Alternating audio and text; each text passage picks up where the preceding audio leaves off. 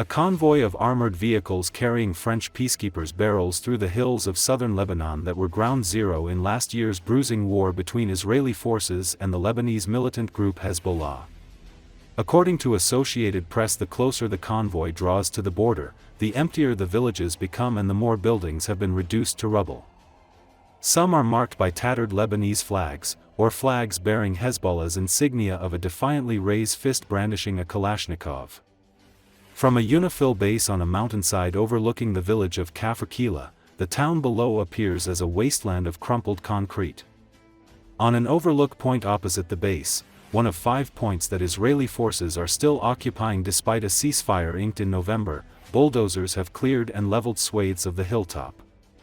Farther west along the border in the Saluki Valley, a goat herder tending his flock watches as UNIFIL peacekeepers trek up the steep wooded terrain on the opposite side of the road, while the buzz of an Israeli drone is audible overhead. Less than 200 meters in, the peacekeepers find the first sign of what was once apparently a Hezbollah military camp, an artillery cannon tucked away in the trees. An abandoned shack nearby is littered with blankets, playing cards, and books. We are discovering all kinds of weapons. It can be a rocket launcher, it can be cannon, it can be small arms, it can be mine, it can be an IED, it can be a lot of ammunition, said Colonel Arnaud de Coincy, commander of UNIFIL's Force Commander Reserve, comprised of some 700 French and 200 Finnish peacekeepers. Earlier this month, Lebanese army soldiers were killed in an explosion at an arms depot where they were dismantling a cache of munitions. Hezbollah's heavier weapons, long-range missiles and drones, have remained out of sight, and a heated political battle is ongoing in Lebanon amid domestic and international calls for the group to give up its remaining arsenal. UNIFIL faces a contentious vote on renewing its mandate at the UN Security Council in the coming days.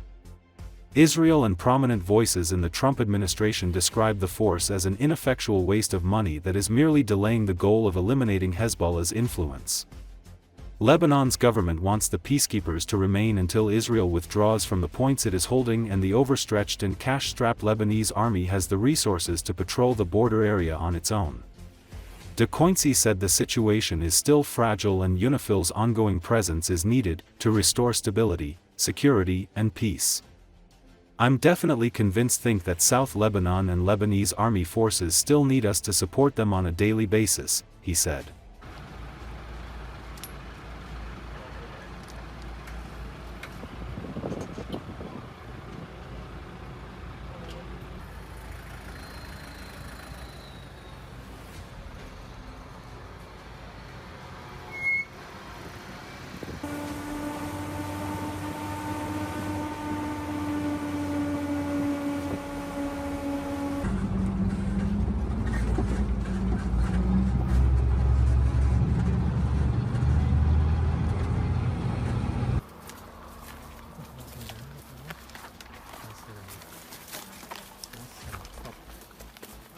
Another one actually just 50 meters away.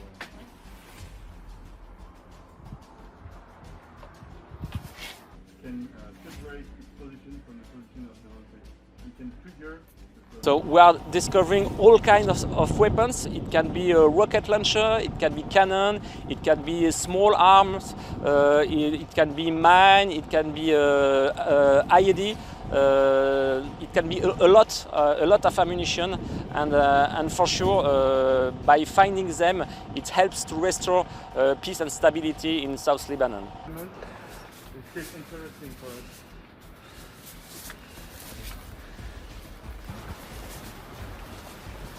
Yeah, good.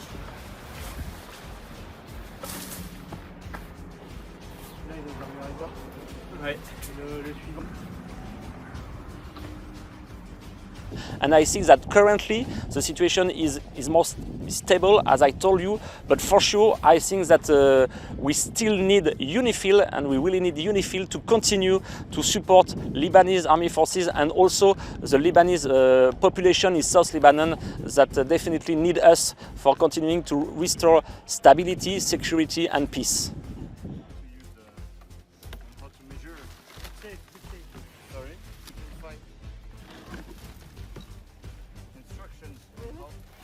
Essayer de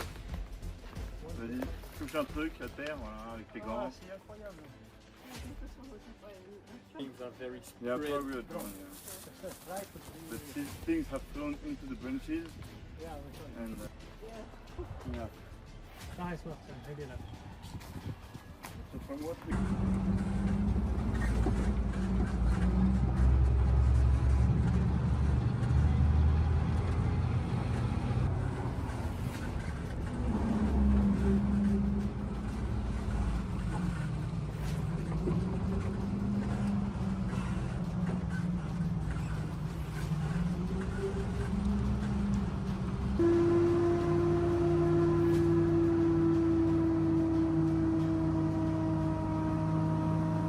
I'm definitely convinced that South Lebanon and Lebanese army forces still need us for support them on a daily basis. So I really hope that we will have a renewal of the mandate at the end of August.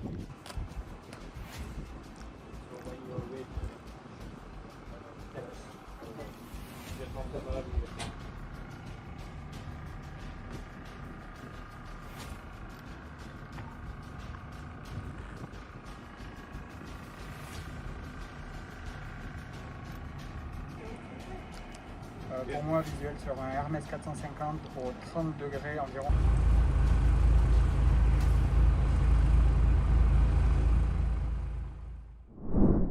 Fuel shortages are becoming increasingly widespread in Russia, with various images circulating on social media.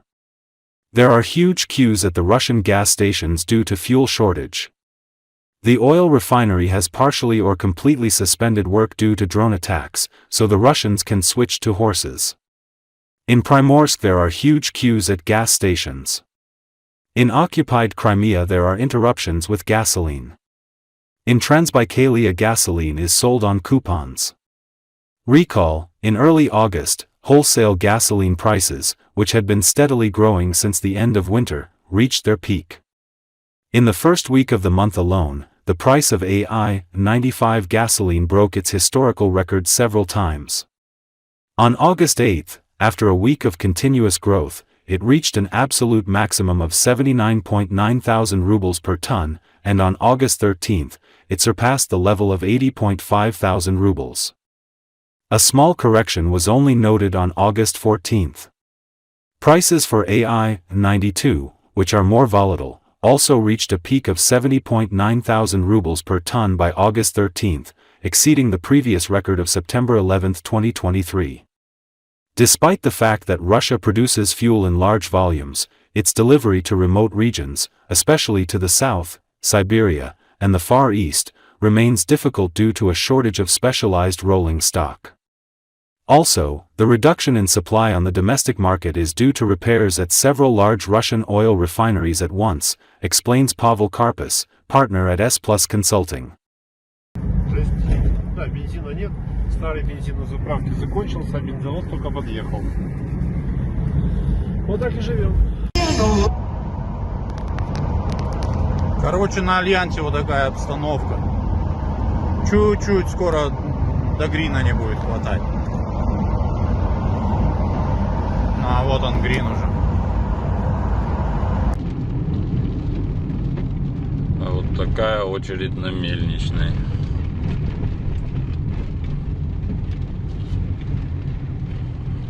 Прям на дороге, нахуй. Нихуя себе.